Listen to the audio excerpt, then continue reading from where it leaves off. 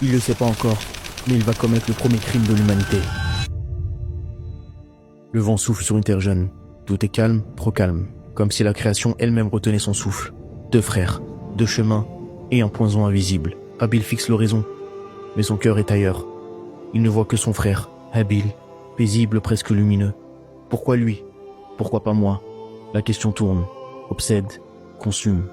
C'est une braise devenue feu, et personne ne l'éteint. Le feu descend du ciel. Il choisit l'offrande de Habil. La sienne à lui reste intacte, refusée. Honte absolue.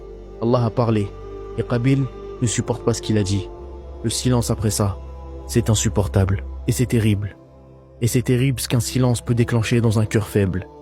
Il s'approche, pas un mot de plus, juste cette phrase. Je vais te tuer. Quelle horreur. Un frère. Oui, un frère. Habil, lui, ne recule pas.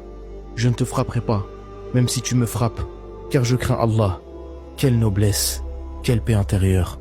Mais Qabil n'entend déjà plus. Il serre une pierre, relâche, lourde, brutale. Elle n'a pas de conscience, lui non plus. Plus maintenant.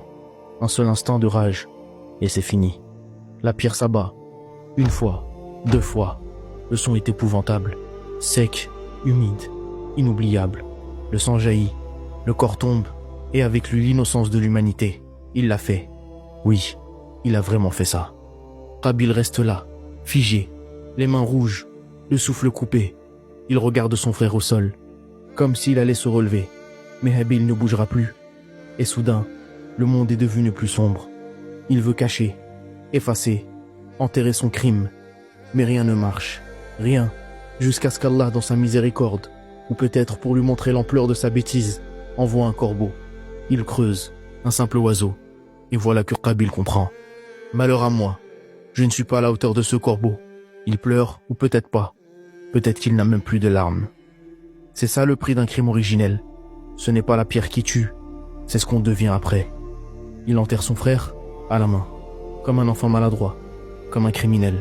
Et la terre se referme sur Habil, pas sur le remords. Le sang a disparu, mais l'odeur du meurtre, elle, ne quitte plus jamais l'humanité.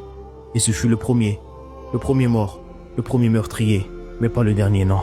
Car le mal ne recule pas, il se propage.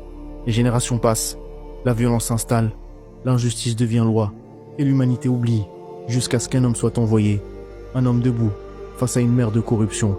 Son nom, Nouh, prophète d'un peuple qui se rit de l'ultimatum divin. Mais ça, c'est une autre histoire.